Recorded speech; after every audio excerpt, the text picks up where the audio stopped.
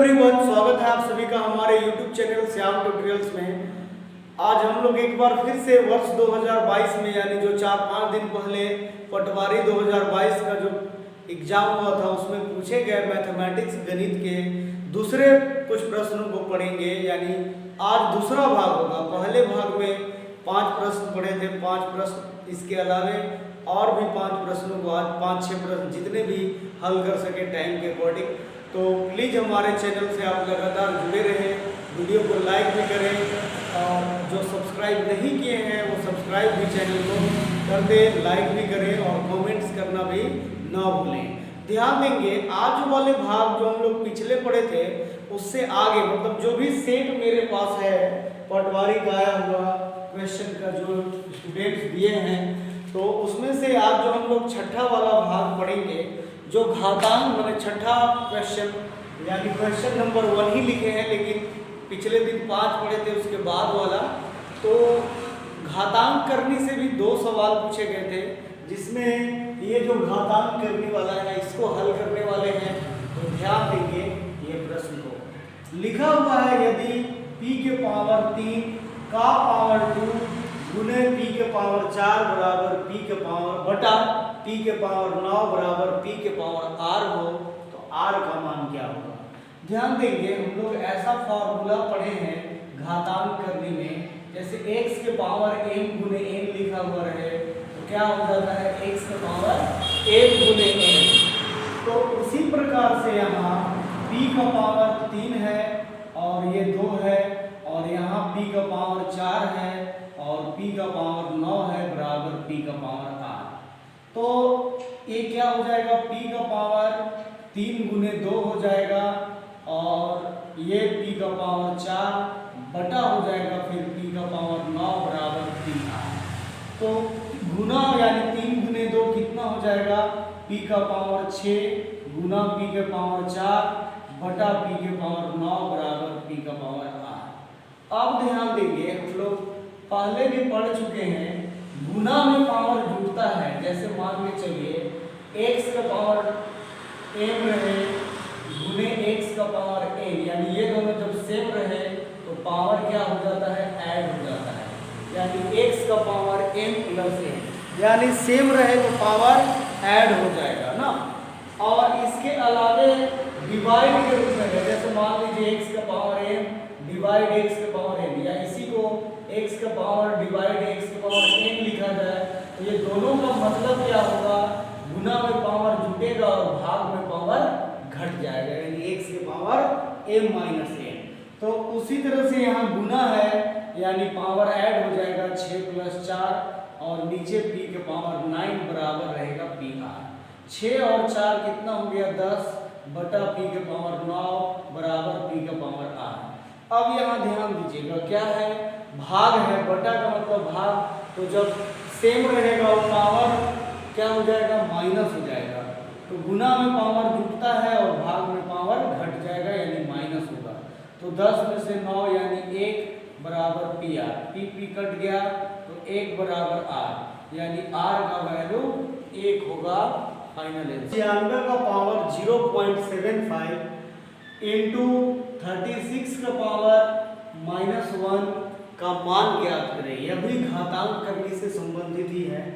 ध्यान देंगे बहुत सारे लोग यहाँ पे बहुत 2-3 कॉन्सेप्ट से बनेगा, बिल्कुल इजी पैटर्न में बनाना चाहते हैं।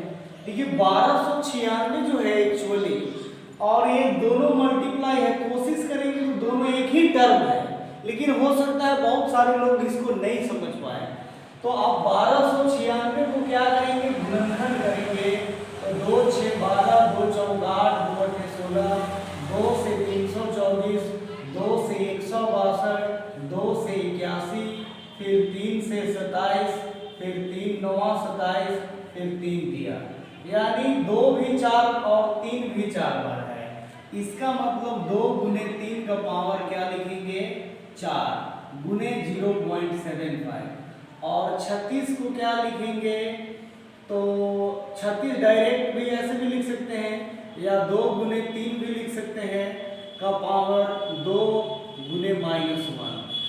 ध्यान देंगे 36 2 का गुणनखंड करेंगे तो क्या आएगा 2 18 2 9 18 यानी 3 3 9, यानी कहने का मतलब 2 भी 2 बार 3 भी 3 बार, जैसे इसमें 2 भी 4 बार आया 3 भी, इसीलिए 2 गुने 3 का पावर 4 लिख दिए। तो यहाँ 2 गुने 3 आया यानी 2 गुने 3 का पावर 2 और -1 तो क्वेश्चन नहीं था। अब 2 गुने 3 6 हो गया और 4 से 75 को गुना करेंगे तो 3.00, 2 गुने 3 6 और 2 से 1 में गुना करेंगे तो -2। अब ध्यान देंगे दोनों सेम है, तो सेम है तो गुना में क्या होता है, पावर ऐड होता है। पर बहुत सारे लोग क्या गलती करते हैं, ये गुना है पावर ऐड यानी बीच में प्लस होगा लेकिन इसके साथ माइनस है, तो ऐसे लिखेंगे तो 6 के पावर 3 प्लस माइनस माइनस हो गया यानी 6 का पावर 1, तो 6 का पावर 1 यानी आंसर 6 फाइनल आंसर 6 होगा। प्रश्न है, यह प्रश्न चक्रवृद्धि ब्याज और साधारण ब्याज दोनों से मिक्स करके दिया हुआ है। लिखा है किसी धन का 8% वार्षिक दर से 2 वर्ष का सीआई यानी कंपाउंड इंटरेस्ट चक्रवृद्धि ब्याज 832 रुपए है, तो उसी धन का उसी दर से 2 वर्ष का एसआई क्या होगा, एसआई मतलब साधारण ब्याज। ध्यान देंगे दर को इंग्लिश में आर लिखते हैं, 8% है, T4 टाइम यानी समय 2 वर्ष दिया हुआ है और जो राशि दिया है चक्रवृद्धि ब्याज का वो 832 रुपए है। और हम लोग ये पढ़े हैं सीआई बराबर होता है यानी चक्रवृद्धि ब्याज बराबर A माइनस पी मतलब मिश्रधन माइनस मूलधन, यानी कहने का मतलब अमाउंट यानी मिश्रधन पता नहीं है और मूलधन भी पता नहीं है, लेकिन सीआई का जो वैल्यू है वो शायद दिया हुआ है, सीआई दिया हुआ है 832 रुपए, लेकिन मूलधन नहीं पता है P रुपए मान लेते हैं। और जबकि सीआई बराबर होता है A माइनस पी, तो कहने का मतलब है कि P अमाउंट हमें पता नहीं है और न ही P पता है, तो पहले P यानी प्रिंसिपल निकालेंगे।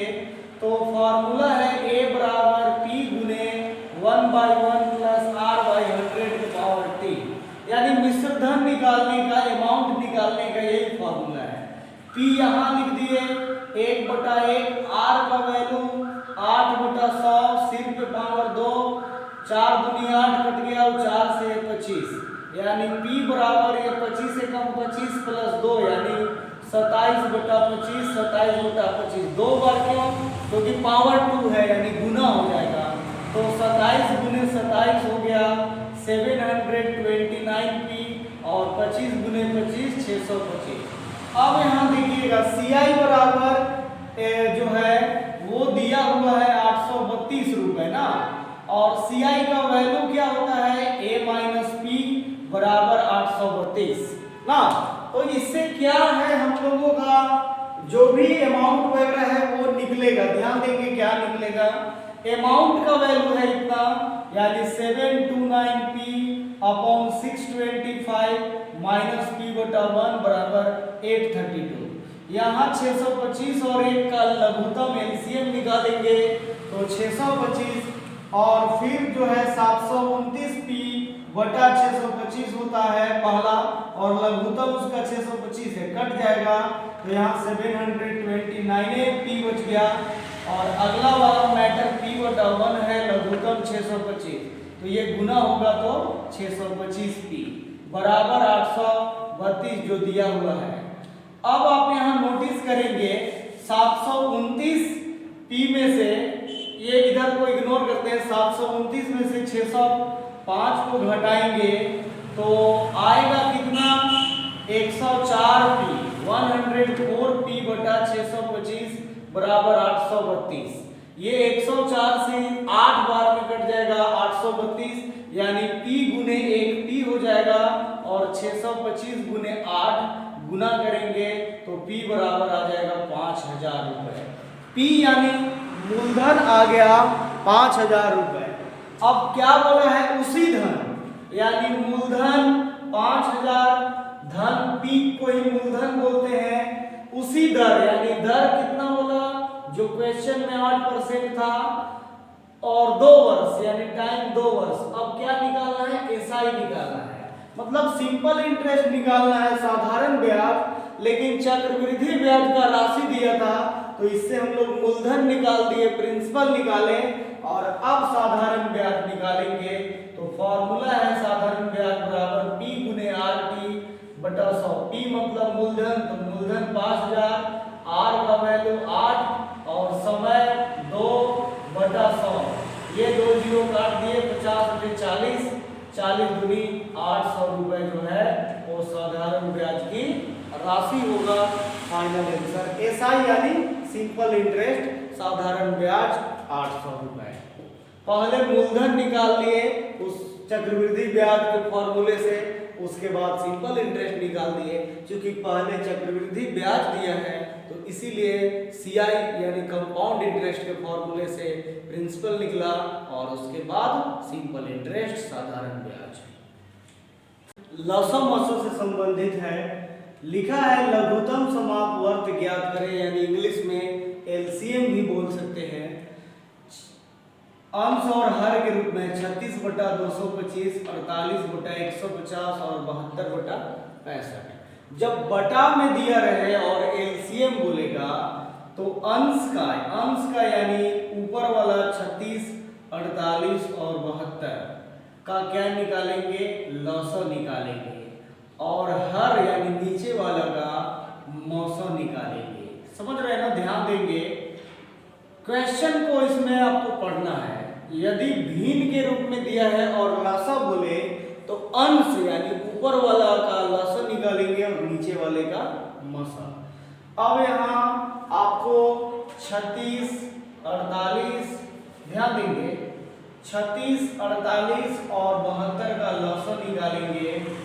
तो 36 से काटना है 2, 18 बार में, ये 24 बार में, ये 36 बार में, फिर 2 9 18 12, ये 18, फिर 2 9 2 6 12, 2 9 18, फिर 3 दिया 9, फिर 2 6, 3 दिया 9, फिर काट दिए 3 एकम 2 1, 2 दूनी 4 दूनी 8, 3 की 24 दिया 72, दूनी कितना आया 144। यानी 36, 48, 72 का लघुत्तम निकाले तो ऊपर में हो गया 144। अब 225, 150 और 65 का मौसम निकालेंगे ना। तो पहले क्या मौसम में हम लोग सीखे हैं कि जो दो बड़ा बड़ा दिखे उसका निकालेंगे। तो 225 और 150 में 150 से मौसम निकाले 225 का, एक बार में 150, यहाँ 75, ये 150 को काटे तो 2 बार में कट गया 150, यानी ये 75 आया 2 संख्याओं का। अब यहाँ नोटिस करेंगे एक 75 है और एक 65 है, यानी 65 से भाग लगाएंगे 75 को तो 65 से ये एक बार में आ जाएगा 65, यानी 10 बच गया और ये 10 से 65 6 बार में आ गया 60। ध्यान देंगे 6 बार में आ गया 60। अब यहाँ 5 बचा और 5 से ये 10 को भाग लगाएंगे तो 5 दूनी 10। लास्ट में कितने बार में कटा, तो 5 से पूरा कट गया, यानी मौसा आएगा 5। तो ध्यान देंगे अब 36, 48, 72 का लौसा 144 और 225, 150 और 65 का मौसा आया 5, यानी फाइनल आंसर 144 बटा 5। यह प्रश्न मेंसुरेशन यानी क्षेत्रमिति से संबंधित है, आयत रेक्टेंगल से। प्रश्न है एक आयताकार प्लॉट की लंबाई एवं चौड़ाई का अनुपात 8:5 है। यदि चौड़ाई लंबाई से 60 मीटर कम है तो परिमाप कितना है। ध्यान देंगे लंबाई यानी शॉर्ट में एल लिखते हैं, अनुपात है यानी 8x मानेंगे और चौड़ाई को इंग्लिश में बी ब्रेथ लिखते हैं, वो 5x है। ऐसा क्यों, अनुपात है तो एक शामिल रहता है इसलिए। अब बोलता है यदि चौड़ाई लंबाई से 60 मीटर कम है, यानी कहने का मतलब चौड़ाई कम है यानी लंबाई माइनस चौड़ाई बराबर 60 मीटर। तो लंबाई का वैल्यू रियलिटी 8x और चौड़ाई 5x, 60 मीटर कम। अकॉर्डिंग टू क्वेश्चन में ये बोला लंबाई चौड़ाई से 60 मीटर, यानी लंबाई माइनस चौड़ाई इज इक्वल टू 60। अब 8 में से 5 गया यानी 3x बराबर 60, 3 से काट देंगे तो x बराबर आ जाएगा 20। x जब 20 आया यानी लंबाई 8x था तो 8 गुने 20 यानी 160 मीटर हो गया। चौड़ाई यानी b 5x था तो 5 इंटू 20 यानी 100 मीटर। लंबाई चौड़ाई ओरिजिनली निकल गया। अब निकालते हैं क्या, परिमाप। तो परिमाप के लिए फॉर्मूला यही है 2 गुने लंबाई प्लस चौड़ाई। l मतलब लंबाई लेंथ और b मतलब ब्रेथ चौड़ाई। तो 2 ये लंबाई 160 आया और ब्रेथ 100 आया चौड़ाई। 160 और 100 जोड़ देंगे तो 260 होगा। 260 गुने 2 यानी 26 दूनी 52 यानी 520 मीटर आ जाएगा फाइनल आंसर। यानी क्या करेंगे, क्वेश्चन में लंबाई और चौड़ाई दोनों दिया हुआ है। 8x 5x लंबाई और चौड़ाई का अंतर 60 मीटर है तो 8x में से 5x घटाएंगे तो 3x बराबर 60, x का वैल्यू 20 आया तो लंबाई 8x यानी 8 गुने 20 160 मीटर, चौड़ाई 5x यानी 5 गुने 20 100 मीटर। परिमाप बराबर होता है 2 गुने लंबाई प्लस चौड़ाई यानी 160 प्लस 100 260, 26 दूनी 52 यानी परिमाप 520 मीटर फाइनल आंसर। तो आज के भाग में इतने ही प्रश्न और अगले प्रश्न अगले भाग में हल करेंगे। तब तक आप वीडियो को देखते रहिए, अपने नॉलेज को आगे बढ़ाते रहें और हमारे चैनल को जो सब्सक्राइब नहीं किए हैं वो प्लीज कर दें और वीडियो को लाइक भी करें, शेयर भी करें। धन्यवाद।